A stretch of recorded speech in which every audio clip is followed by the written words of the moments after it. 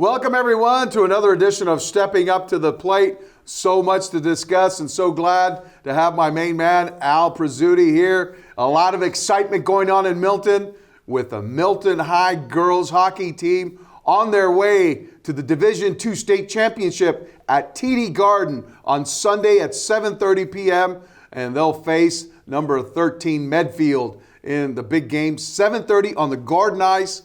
All of Milton will probably turn out. And Al, let me tell you, I was at the Gallo Ice Arena with my beautiful wife, Barbara. We took a ride down there on Sunday. What an exciting game, Al. The Milton High girls hockey team put on a tremendous performance in a 2-1 victory in overtime against the third-seeded Marshfield Rams. And Sabrina Stone with two big goals, the tying goal with less than 4 minutes left in regulation, and then the winning goal in double overtime. Unbelievable. Both of them, incredible snipes. She had some incredible snipes over the shoulder of the Marshfield Rams goalie. And what an incredible scene down there.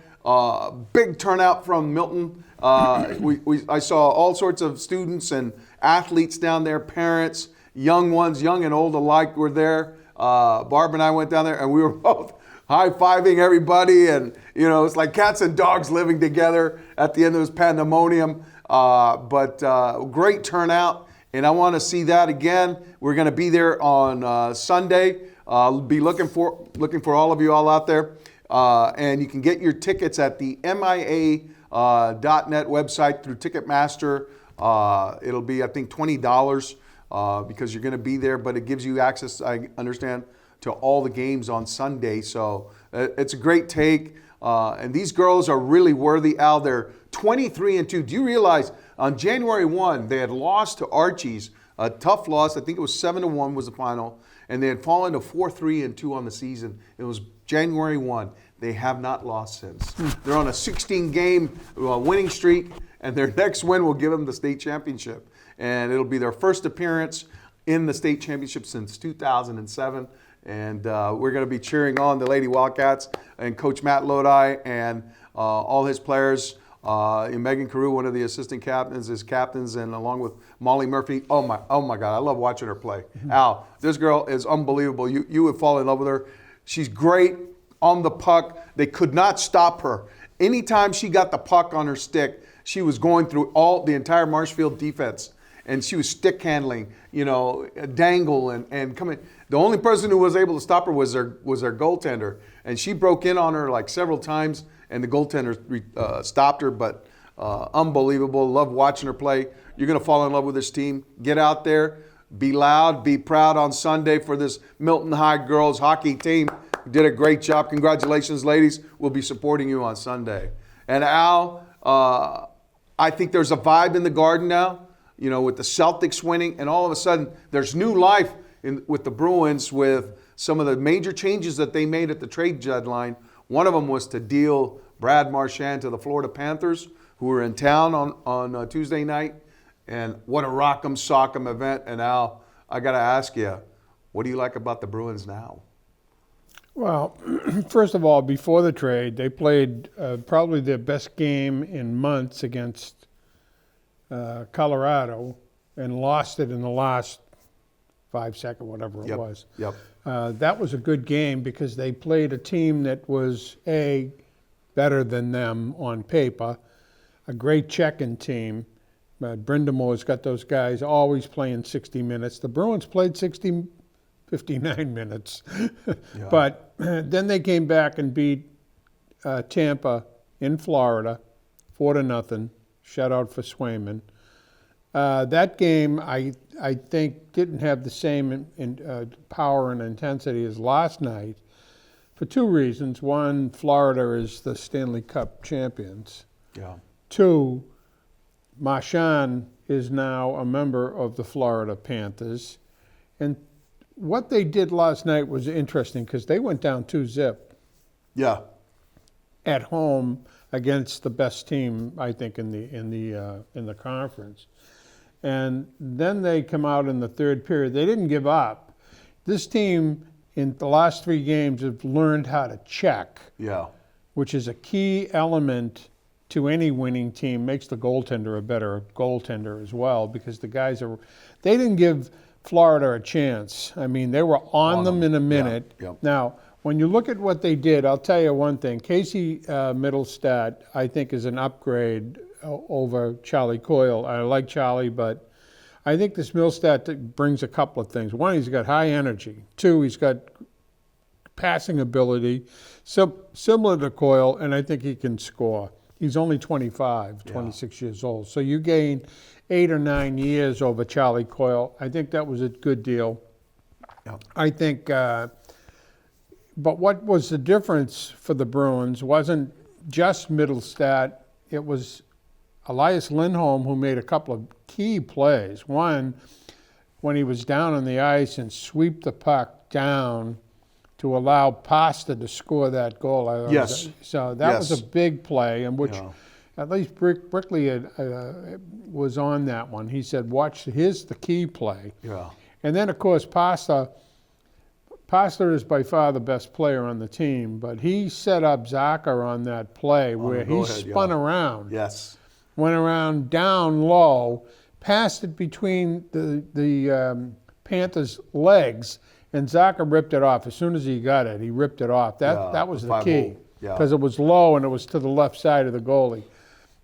So, and then Zadora, who I'm not a big fan of, I thought played his best game for two reasons. One, he played good all game, but to go after Bennett at the end, yes, Al, I thought was smart, because Bennett is an instigator. He's a dirty type of player. Yes. And even when Zadora beat him pretty bad, and it was up against the net, and he had a referee on top of him, Bennett all of a sudden decided to throw a punch. Well, Al, remember in the Stanley Cup playoffs how Bennett, Marchand took out Marchand. Yeah, wow. Yeah, and then got nothing. But in fairness to the Panthers, they're a Bruins-style team. They'll hit you. They'll check you.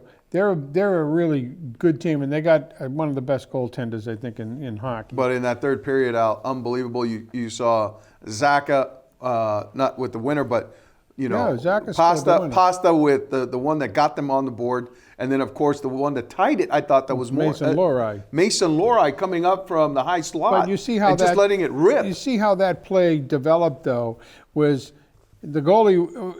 What happened was Lohrei came down. Yes. And took the pass, and then there was a lot of great puck movement, Al. There was a lot of movement in front of the goalie. I think he saw it, or he let me put it this way, he wasn't blocked. No.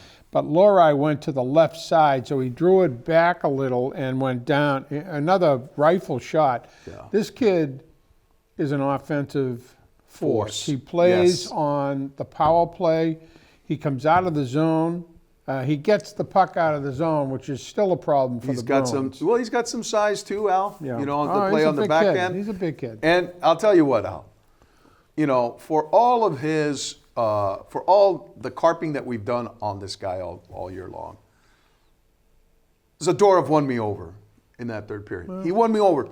He played hard the entire game, kept the puck in on that one crucial goal that got him the lead, and then at the end, stood his ground against Sam Bennett, as you rightfully say, one of the dirtiest guys, and just took him out. And Al, when he skated off the ice, I think he won over the Garden crowd, and he won me over the same way Brady Tkachuk won me over in the Four Nations. Well, I think what's interesting about what he did last night is if you don't realize it, what happened was he had 7 shots on net. Yeah.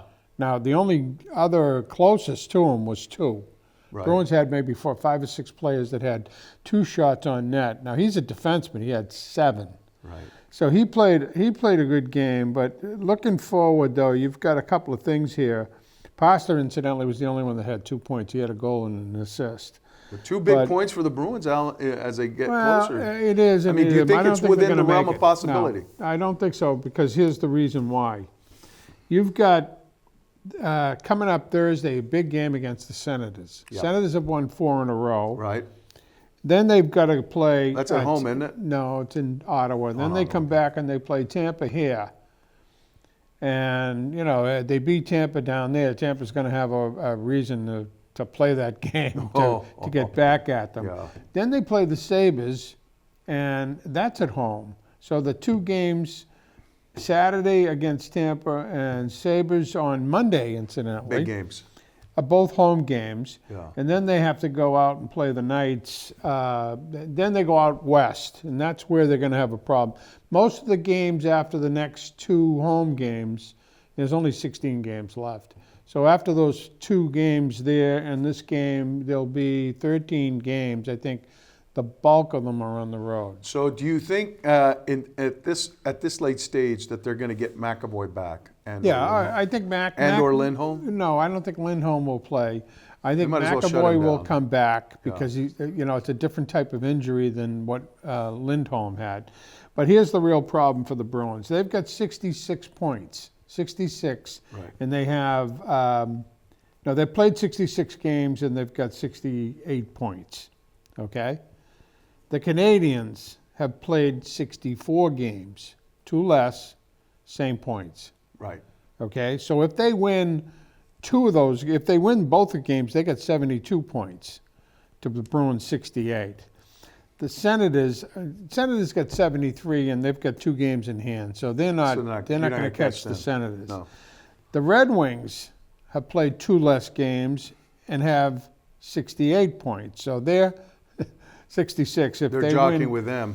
yeah, and they could beat the Red Wings. They can't. The Sabres are out of it, in my opinion.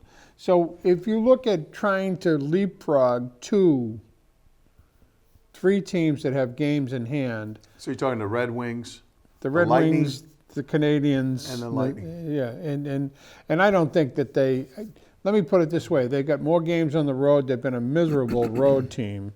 They haven't been a great home team. They haven't been a great team, anyways. Right. But so I'd say what they have to do here is play like they've been playing real hard, so that Sweeney and these guys can get a sense, Neely, get a sense of what this team is all about, because there's more moves to come. Right.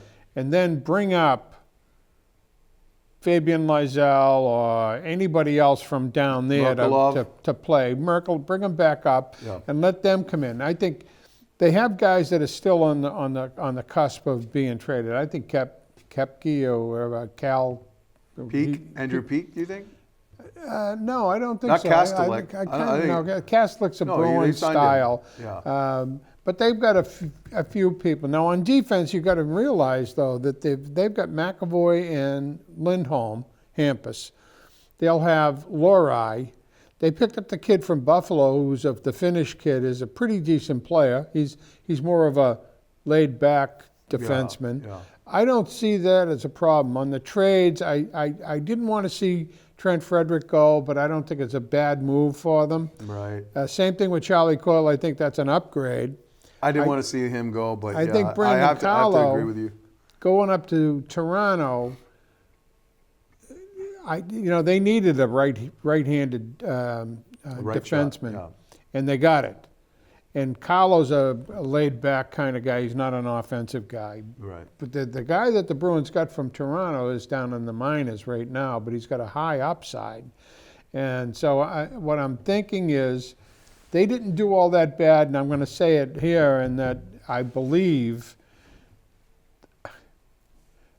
I believe in legacy, so I didn't want to see Marchand go. I still don't understand it because they could have come to a deal for Marchand because they didn't get anything for him. Don't forget, if he plays less than 20% of the games in the playoffs, they only get a second-round pick. If he plays over that, they get a first-round pick. But their first-round pick is going to be 32. Right. They're the best team in the league. Correct. And the same thing with Toronto. They got draft picks there. They're going to be in the lower end of the draft. So they're not getting a first 10 a lot of value players. for Marchand. I don't think. But Alvin, what does that tell you?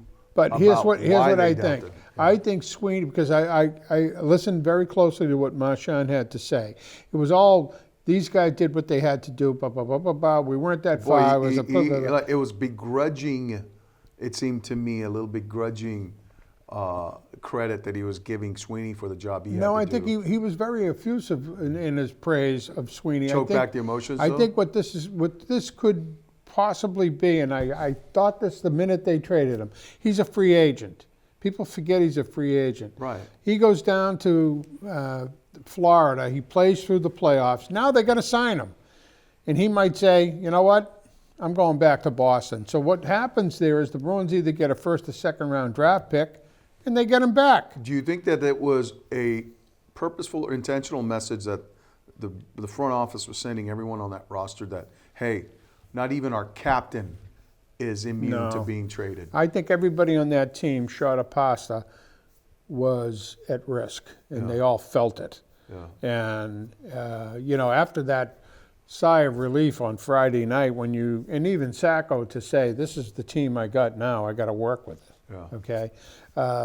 No, the Bruins have been, I think what they did, he's 36 years old. Yeah. And I listened to Messier the other night who said, let's be honest about it. He's a really good player. He's a Hall of Famer, but he's on the tail end of his career. Correct. So to lose a 36-year-old guy, I just don't think the way they did, I didn't think they got enough for him. Right. Had they put Marchand out there, other teams would have given up a lot more. Now, he might not have been able to come back because they would have said, the only reason we'll take him is if we can get him to sign a contract. So in other words, we're not getting somebody who's a free agent. He still retains a lot of power on He's got the control. Right. He's got the control, and you don't know. He might have said to Sweeney, I understand what you're doing. If you can fix this, I'm coming back. Don't forget, he said, I'll always be a Bruin. My family's here. Yeah.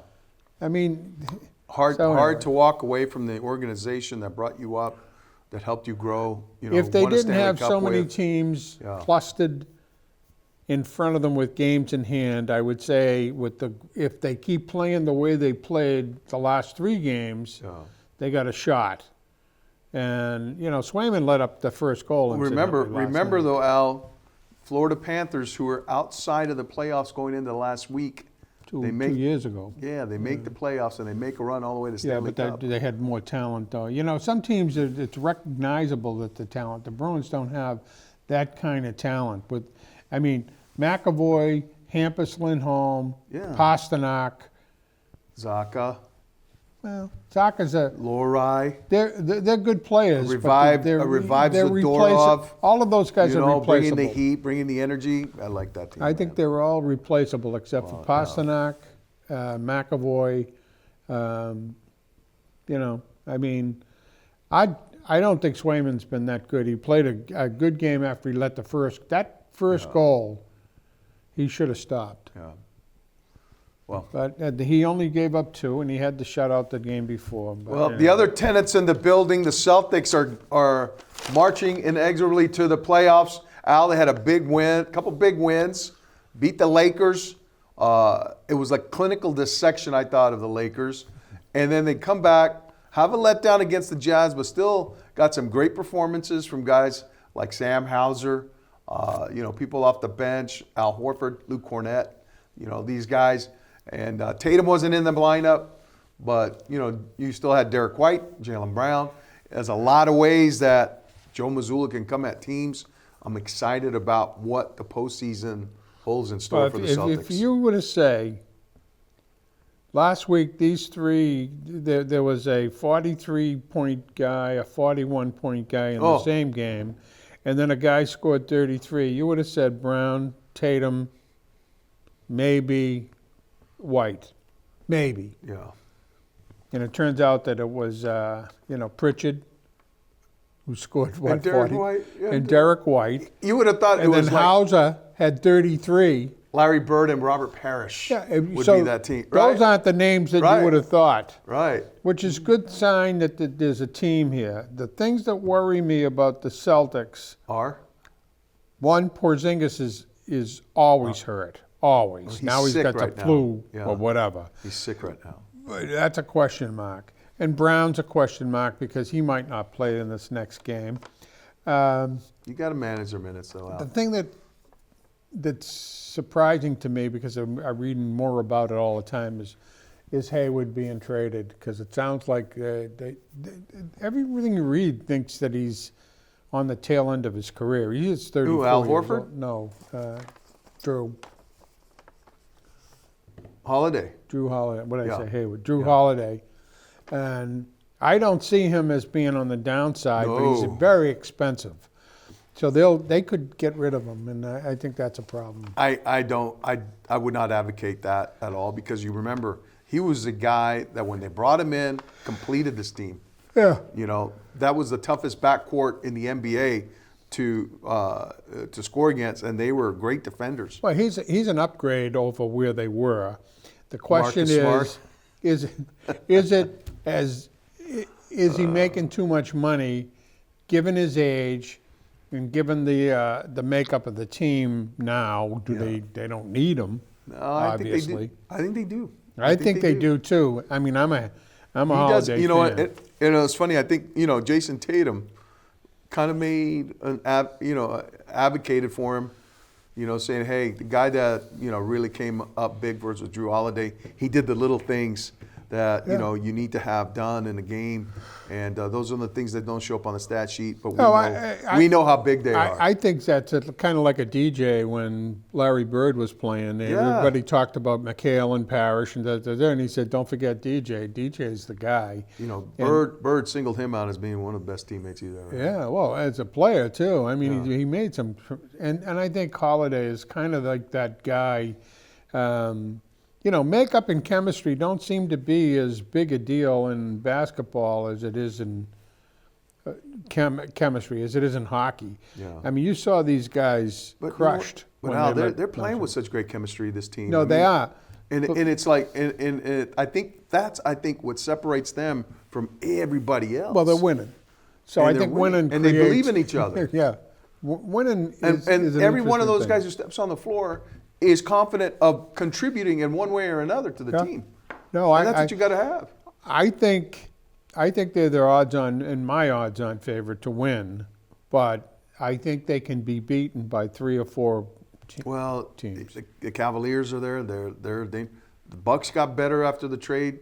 Yeah. I think those are the only 2 teams right now in the East that. No, in the East, but you got. I think the Lakers added, and they're going to be playing the number 1 team in the West coming up in the Oklahoma City Thunder. Yeah, well, they got Oklahoma coming up. They got a roster. That team's got a roster. So you got Oklahoma, you've got Cleveland, you've got the Lakers. If you wanted to throw them in there, I think the Lakers are showing some. I mean, Luka's hurt right now. Yeah, but so's Porzingis. And then you got and then you got LeBron. No, the teams in the West that you got to watch out for the Suns. They can get hot anytime. They still got Kevin Durant. But the Oklahoma City Thunder, they're a team to be mindful of. Yep. And I thought that Mavs were going to be that team. When they got Anthony Davis, but with Kyrie Irving getting hurt and out for the year, they're imploding.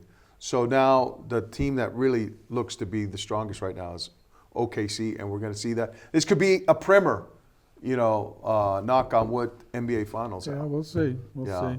And what do you like about what the Patriots did here in free agency? I thought they made some interesting moves. That's kind of interesting in a way. I mean, they went defense more than offense, line.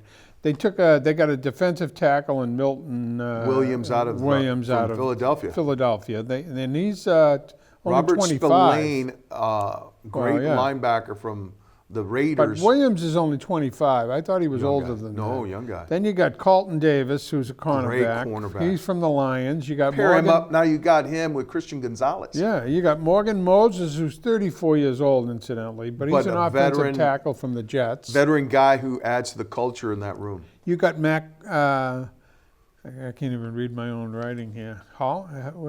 Matt Collins, receiver he's out from of the Buffalo, incidentally, as a wide receiver. Yeah. And then you've got from the 49ers, Josh Dobbs, which I think now I think what's in there, I don't know if I read this, but I think Jacoby Brissett signed with the Cardinals. And so you have Dobbs, you have Milton, and Drake that's May. the other thing that I got down here is the question is going to be, what are they going to do with Joe Milton? They got Dobbs. I don't know.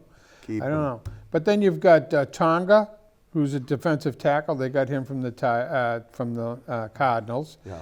They got Spillane, Yep. as you mentioned, who came from the Raiders and then played with the Titans. Harold Landry He's a Jr., right. who came from the Titans, Right. played at BC. He's Harold. He's also a linebacker. He played with Titans. He played at BC. Yeah. He's 29 More of a years rush old. edge guy. And then they re-signed Austin Hooper. That's which a I guy think we're is- thinking about. That's a good deal. Yeah. And then they've got a number of guys, but a lot of defensive players. They got Brown, and they lost Gadjo, or I don't know how you pronounce his name. Who? Godchild. Godchild. Godchild, they got rid of him. Got rid of him, and they only lost 3 guys, but they got 12 free agents, incidentally, that could go. Right. And the thing, though, is getting the number 1 receiver, I think. They still got to target that. I don't know if they're going to do that in the draft. They may fortify themselves in the draft. But I think the guy that they ought to target right now is Cooper Kupp. Yeah, well, He's out there. there. They said that there's some interest on his part. He could be a great number 1 here in this room. But I think the Kendrick thing that, Bourne is friendly with him. I think the thing the teammate. Patriots fans got to feel good about is, 1, they're spending the money. 2, they got a head coach. Don't forget, 2 of these guys that they brought in are Titan backgrounds. Correct. Yeah. So Harold that Landry he Jr. knows them. Yeah. And I think that the team that's going to be out there, forget the preseason, the first game of the season is going to be so different from the team that played last year. So he's looked at defense, he's looked at offensive line, he's looking at wide receiver. I think he's building the model. Right. It's Right. whether it happened, but he's building a model Defense. of a successful team. Defense, quarterback. They got the quarterback Receivers. and receivers. So He's got tight ends. He's got a couple good tight yeah, I ends. mean, he's got everything. They have to do it, obviously. Yeah. But compared to where they were last year with a head coach who had no experience, Yeah. who also brought in people, offensive line people, offensive coaches, defensive coaches, who didn't have a lot of experience. Or background, yeah. So I think you've got to be happy with what we're seeing. Now, being happy with what you see and being happy when they stop playing are 2 different things. And the other thing I like, Al, is that they're trying to fortify a lot of these needs through free agency, and they're not going to rely upon the draft. Are we down to 30 seconds? We are. What do you want to say Just quickly about on the Red Sox. Yes. Bello, Crawford, and Giolito all out with injuries. 2 of them on IL, Bello and Crawford. Giolito's got a hamstring problem. So they're going to go with Crochet, Bueller, and Houck as their only 3 starters. Now, they also have 5, Priesta, Fuller, Dobbins, Caswell, and Phil as backup. Backfill, yeah. But I think they're going to be fine if they get the pitching in order, meaning they won 80-something game, 81 or 81, I think, last year.